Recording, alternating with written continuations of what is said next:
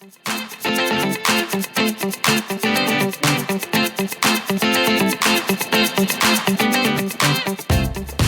to the third episode of Queen's PhD CI Community Initiative Special Podcast, where we discuss sustainability, the United Nations Sustainable Development Goals, SDGs, and how they are connected to Queen's University and the Kingston community. My name is Kenneth Jamra, a third-year PhD candidate in education at Queen's, and with me is... Hi, I'm Metai Bibumipa. I'm a first-year PhD student in geological engineering. Today, we will be talking about Queen's University and the institution's view towards sustainability and the UN SDGs with our very special guest, Dr. Patrick Deane, Principal and Vice Chancellor of Queen's University. So welcome and thank you for joining us, Principal Deane. Thanks for having me. It's great to be with you. Before we start talking about sustainability, could you tell us a little bit more about your work at Queen's University and what is your role here? Well, so I'm principal, and the expectation is that this is the role that oversees all of the operations of the university, academic as well as non-academic, administrative, and so on. The day-to-day aspects of that work are mostly in the hands of the vice principals who do it in coordination with me. But ultimately, my responsibility is for the overall direction of the institution strategically, the establishment of our priorities, the prosecution of the strategy, and ultimately, upholding the good name and mission of the university. So that is my role. Thank you very much, Principal Deane. That's really great. And so before we start talking about sustainability, could you tell us about how sustainability means for you and Queen's as an institution? So, I'll begin speaking personally. I think like almost everybody who's thinking and concerned about the well-being of the planet and of humanity, these issues of sustainability are very much at the front of my mind in everything I do. I think, like a lot of people, issues of sustainability have come to a focus on climate issues. At least there's the daily reminder to us of how unsustainable certain kinds of human practices are on the planet. And I think that is certainly welcome. But interestingly, I think in the last several years, and this is definitely the case since the drafting of the 17 SDGs, there's an understanding that sustainability is not just about climate. It's about many, many aspects. In fact, it's about all aspects of human activity. And so, I guess speaking personally, and this will lead naturally into what I want to say about the institution, you can't escape this. In fact, it's really not possible to do any of the work we do while ignoring the shadow of the sustainability question, whether you're talking about social justice, whether you're talking about education, whether you're talking about, geological engineering, for example. These issues are all central and have to be reckoned with in the individual life, but also in the mission and a vision of an institution like ours. For me, complexity is always welcome, but you might argue that's a kind of a pathology. But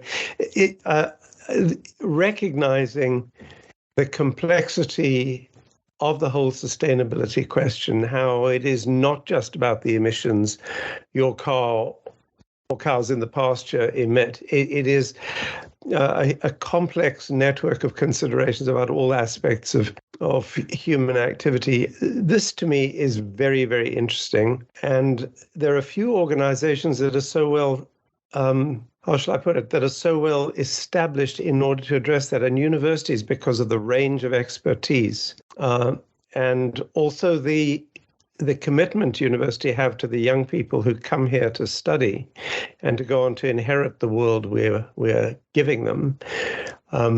It's an imperative issue for the university. So I guess, Kenneth, what I'm saying is I don't really, I can describe how sustainability impacts me, but I don't really see that as materially all that different from the way in which sustainability should have an impact on and influence the workings of that sort of, that other bigger creature, the university, that amalgam of many people's work. Mm-hmm. Yeah, that's really very insightful. Thank you, Principal Deane. For our next question, as we know, the United Nations introduced the 17 Sustainable Development Goals in 2016. What is the role of higher education in achieving and or promoting the UN SDGs, as you understand? I mean, I think to some extent, the answer to that question was implied in what I just said. I mean, in the same way that I think every human being carries a responsibility to address these issues, so too do these institutions. But the difference is institutions like Queen's have the resources to address sustainability questions on many more fronts than any single human being can do.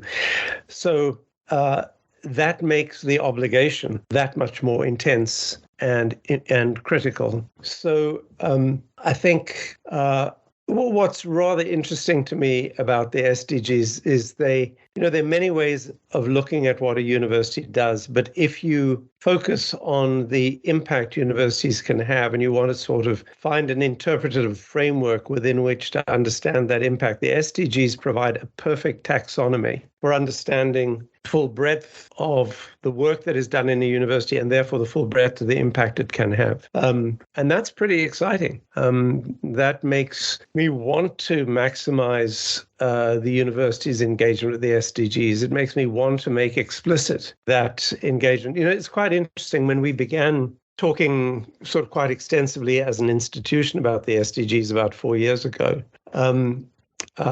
The striking realization was that there was a lot of work going on in the university and in its interactions with its community and with the world more broadly that was having an impact on sustainability questions, but we didn't really have a narrative that caught up that stuff that enabled you to say, yeah, Queen's is really good on poverty. Queen's is really good on hunger.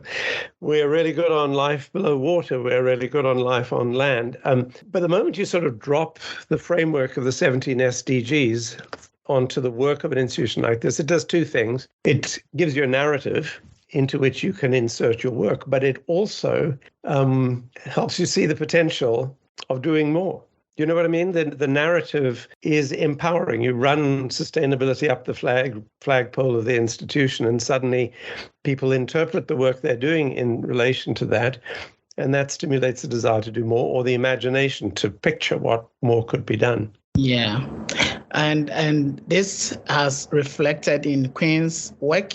And for instance, in both 2021 and 2022, the university was ranked among the top 10 universities globally in the Times Higher Education Impact Rankings.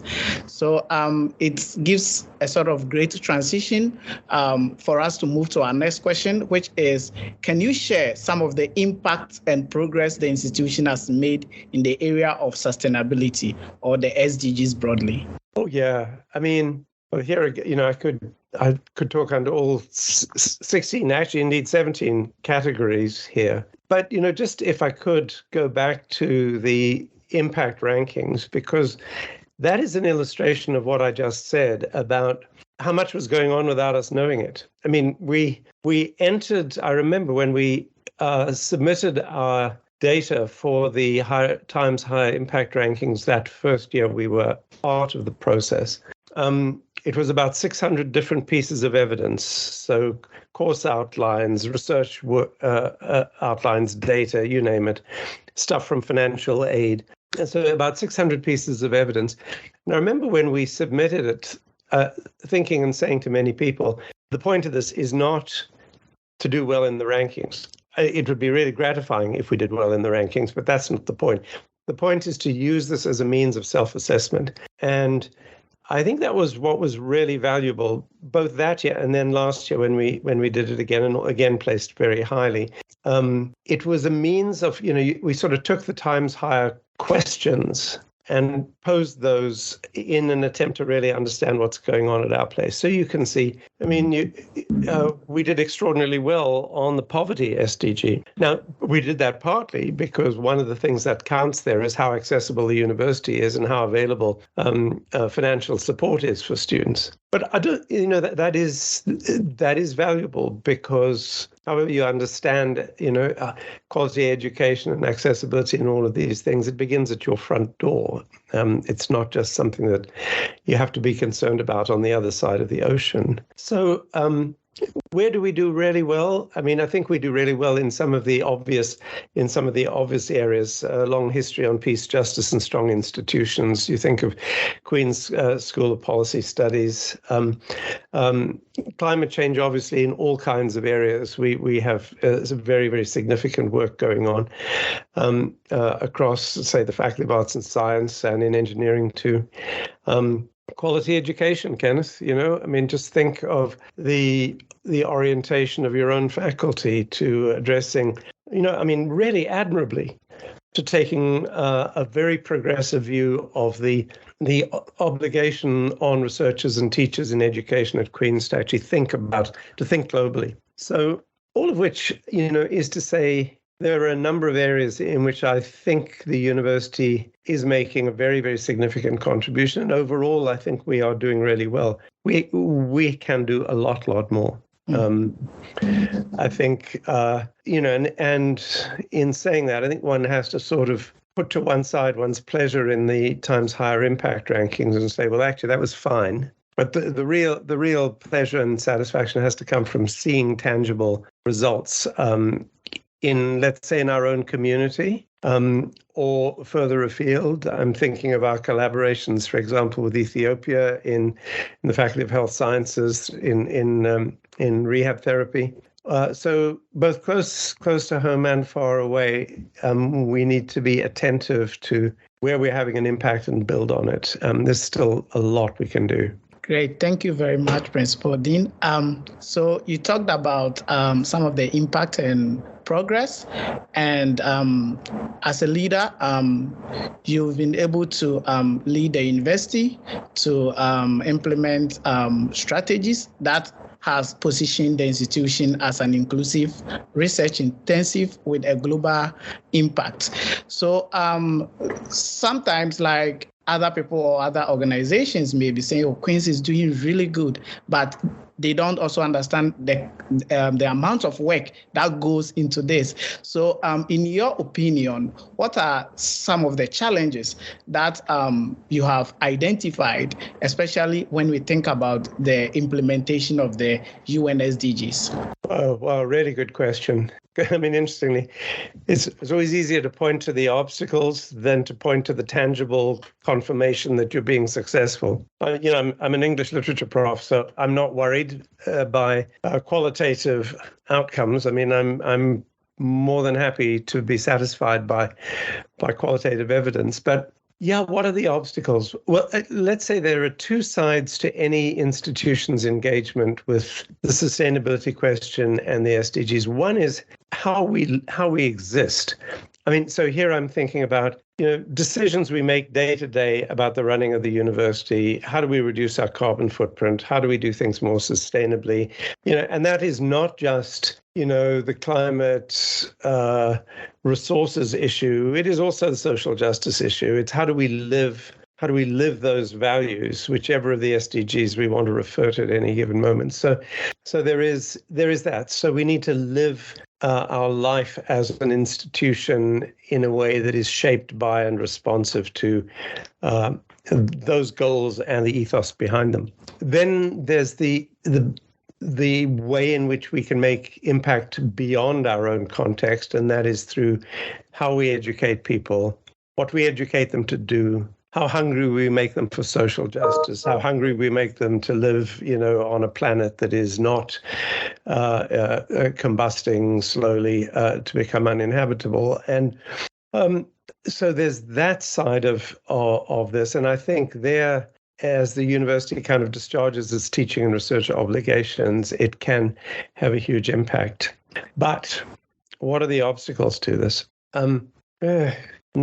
Let's say a couple of things about this. One is that one of the biggest issues with institutions is that they are institutions, that there are ways of acting and thinking that are institutionalized. And those are really hard to break. They are treated often as kind of God-given, how should things occur? How should students be assessed? How should you assess progress through a PhD? All of these things.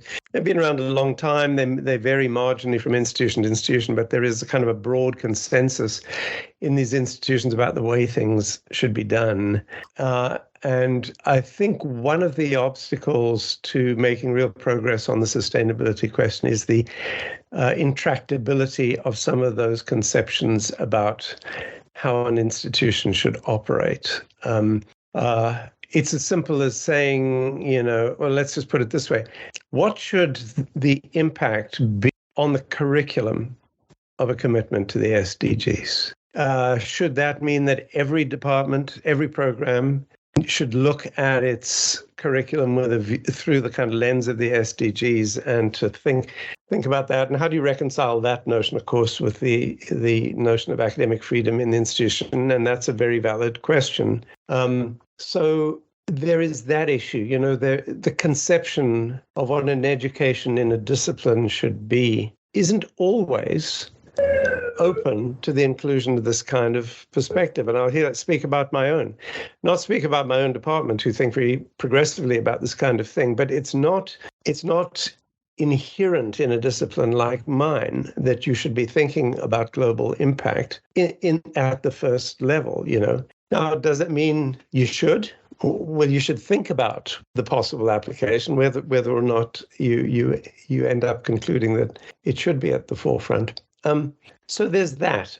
And what would I call that? I think I would call that I'm trying to find a word that's not pejorative, and it's actually quite hard to find a non-pejorative word on the subject, but it is a certain hardening of the arteries that characterizes the academy. And I think changing curriculum, changing teaching methodologies, changing the assumption about how many hours are required in class, et cetera, these things, they're very slow to change.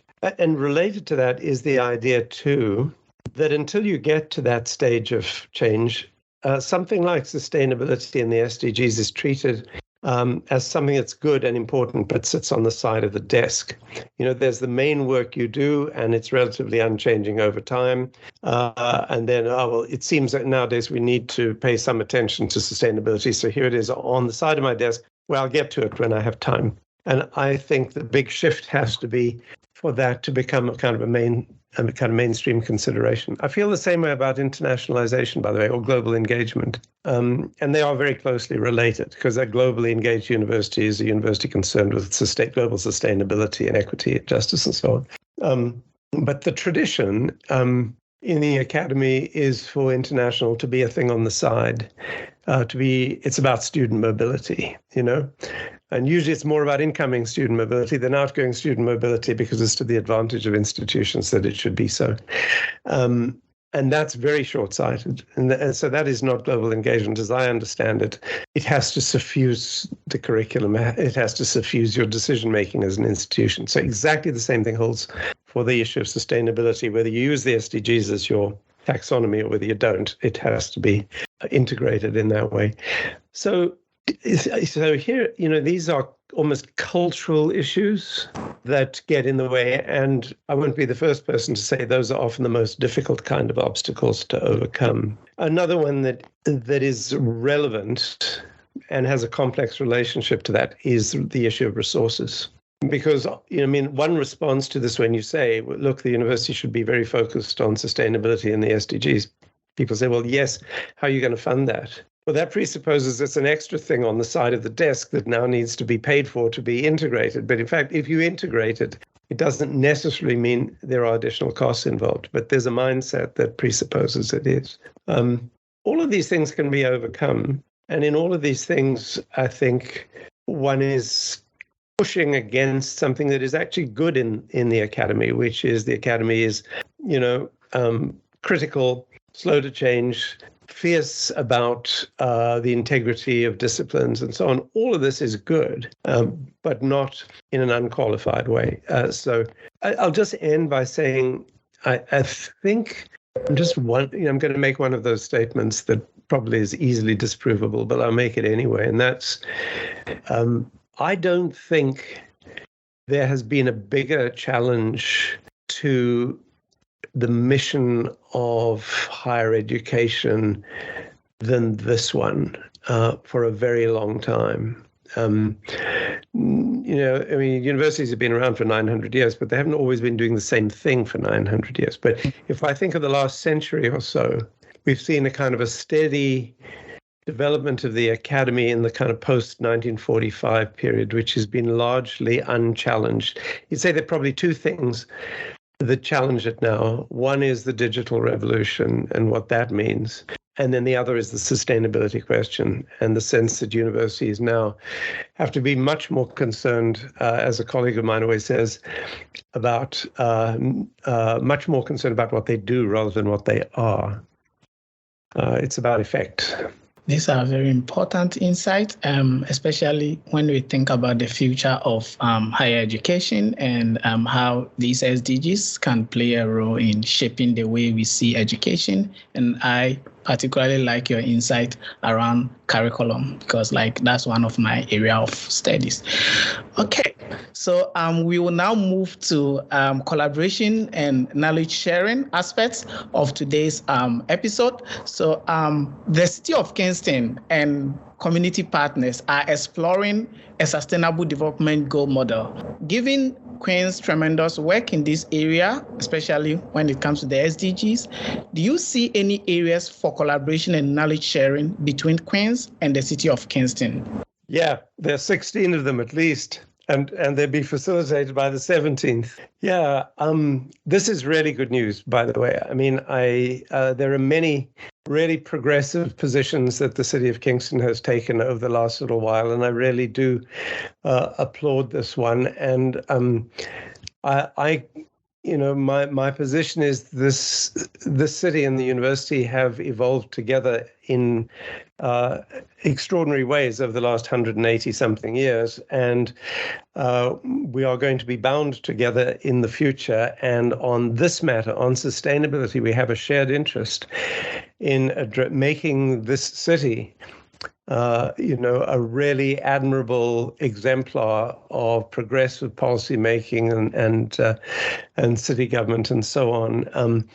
And I could not more enthusiastically embrace the idea of being a partner with the city in this. You may have heard me, Kenneth, talk about this whole issue of community-based teaching and research. And this is exactly to the point. The premise of community-based research is not that universities do research on communities the way a surgeon does something to a patient. What I love about the idea is it's a two-way collaboration. And when this works well, it's the city that has a problem with a plan to solve it. But the university can help by providing expertise, by entering into a dialogue about what the circumstances are and what the needs are.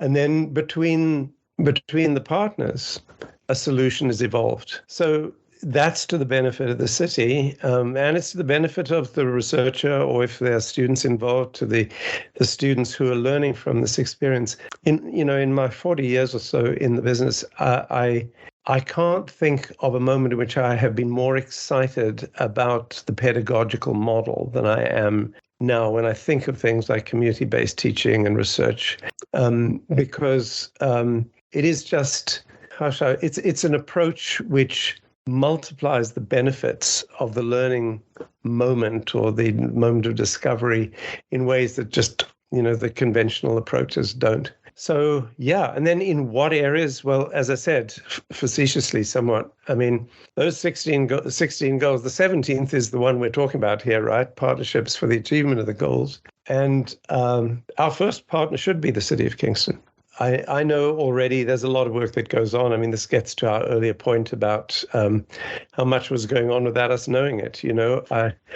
I did a tour when I first came on the board of the United Way. I did a tour just to get a sense of social agencies in the City of Kingston, what their needs were and so on. And almost everywhere I went, there was evidence of Queen's involvement, students working, faculty members in partnership, faculty members leading things.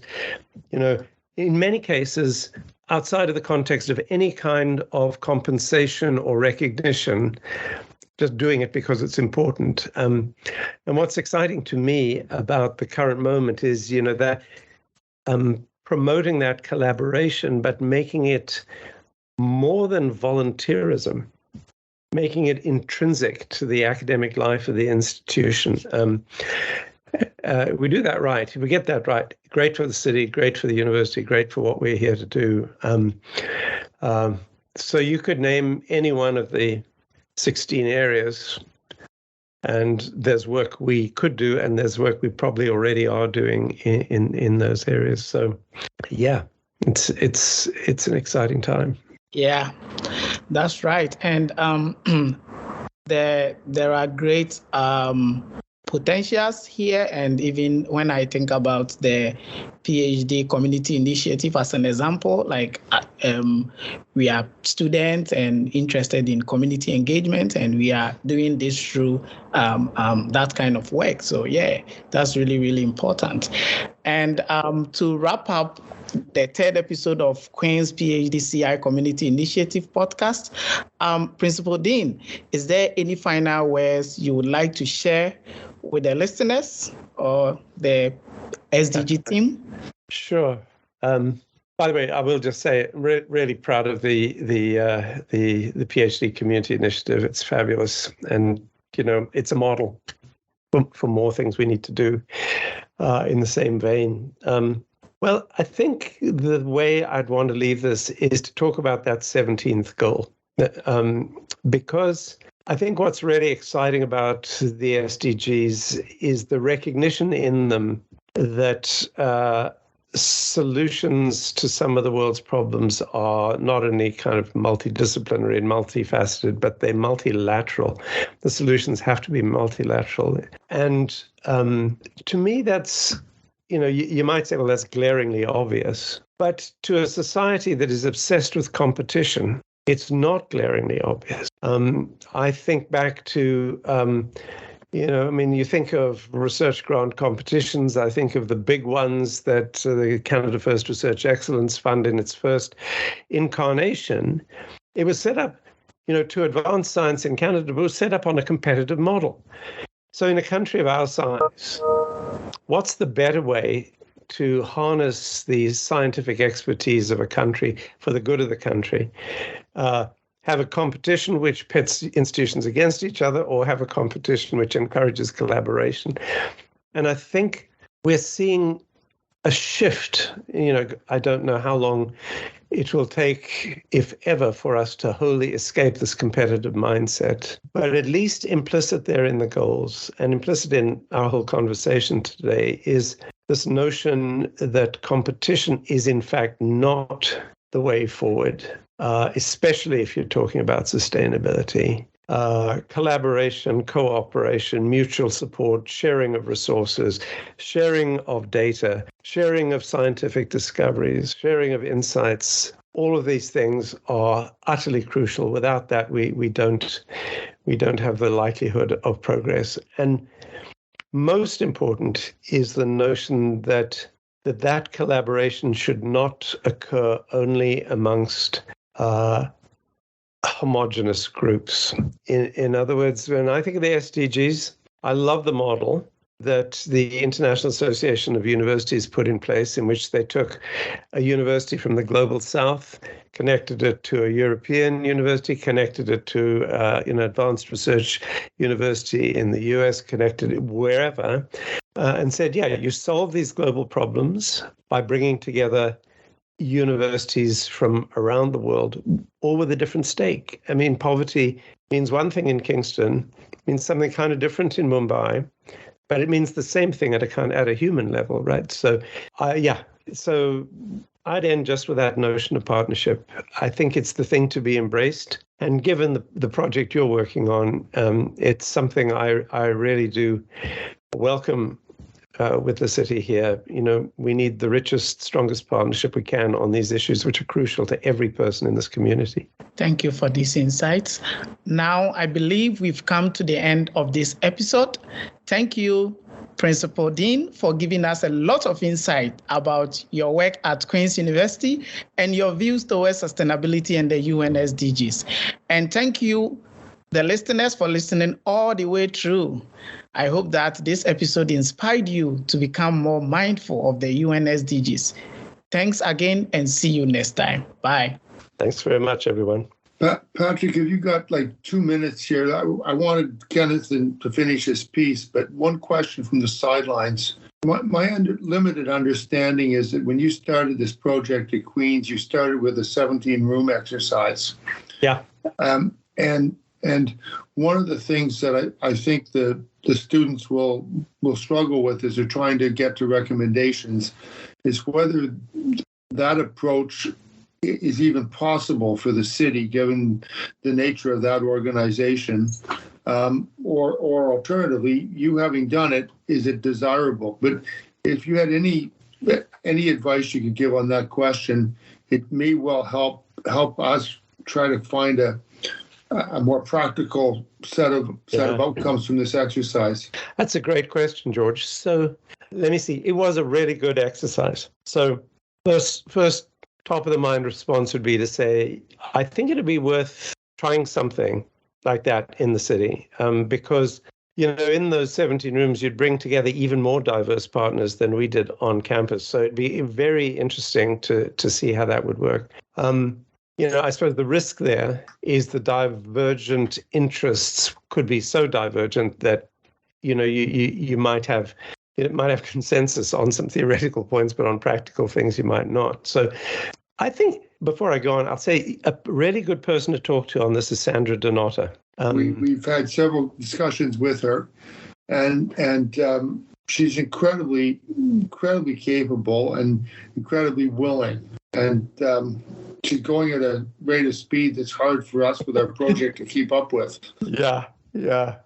Well, I think she would have a perspective on this, and whether it would be viable as a kind of city initiative. I think it would be. I think it'd be desirable. I'll tell you what I think one of the problems with it was, and it's not really inherent in the exercise. It has the effect of quickening expectations, which is something you do want. But I find, things move at a snail's pace in the university sometimes, and I'm aware that, some people who turned out for those 17 rooms exercise did so with a lot of passion and commitment. And now they're looking to see, okay, what are you doing with that? Well, the problem begins with the fact that all the recommendations don't point in the same direction, but it is also, that's not so much a problem, because if you're going to make any progress on these things, you want people's passion and commitment, and you want them to be holding your feet to the fire. But I will say that from my point of view, as the person sort of leading this thing, I want to keep up with the expectations of the participants. I've had a lot of trouble doing that. And I want to kind of vindicate their engagement before they become cynical about it. Very, very, very good advice. I got a chance to sit through a number of the interviews that the students have done. And one of the themes that has come from other cities is the absence of any leadership.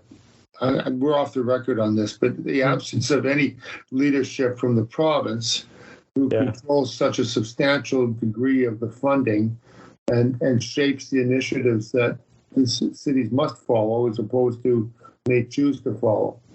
And I assume the university has that constraint as well, but perhaps not to the same extent. Yeah, we certainly do. I mean, when I think of, progress we've made in terms of our operations, very little of it. Well, here I'm speaking off the record too. We're off the record. It's turned off. Good. I mean, the province has kept up a kind of pro forma funding of a few things that would make a difference from a sustainability point of view. In practice, funding for retrofitting and this kind of thing is it hasn't really increased significantly in years. It's just got a different name on it now, So I think, it's not that the province provides nothing, but it doesn't really provide enough for you to make any progress. But Donna Janiak, for example, is a good person to talk to about how you change operations in a way that within the available resources you have, within the budgets you have to work with. Donna's been really good because she's, I think really at Queen's, she's the person who ought to get the most credit for really pushing the kind of climate change awareness and response in our day-to-day operations. And I know she's done it without, significant injections of special cash. Okay, no, it's helpful. It's just this scoping this is going to be a really tough thing for the students to do in the next 2 weeks. Rescoping it, I guess, is going to be a tough challenge. Yeah, well, that's good. That's what they're good. They're up to it. You know what I always say? So I get this question all the time about university strategic framework. And, it's that old thing, you want global engagement. Well, how are you going to fund that? Or, you want people to be solving the problems of the world. How are you going to fund that? My answer is always, it's so essential to what we're here to do. You have to find a way of using the current resources in different ways to achieve that goal. If it really matters, if it's important that international should be a part of everything we do, just make it so. Stop doing other stuff, because what's the prospect of, a government suddenly seeing the light and making massive allocations? Well, we saw with the federal budget 2 days ago, zilch, non-existent. Nothing.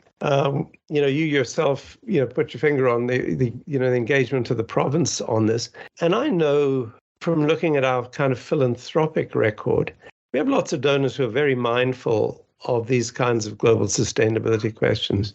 It's a rare donor, though, who will make a substantial enough commitment that's really targeted in this area.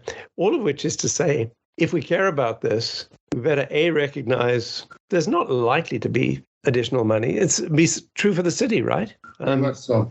So the challenge is process change, culture change, redeployment of resources, that kind of thing. I think that's slower. On the one hand, you think, oh God, if I had a whole, 500 million, I could do X, Y, Z with it. Yes, but in the absence of that, just got to be determined but patient. Okay, that's extremely helpful. I'll stop. I talked to Heather. I said, there's no way I can stay quiet for the entire time.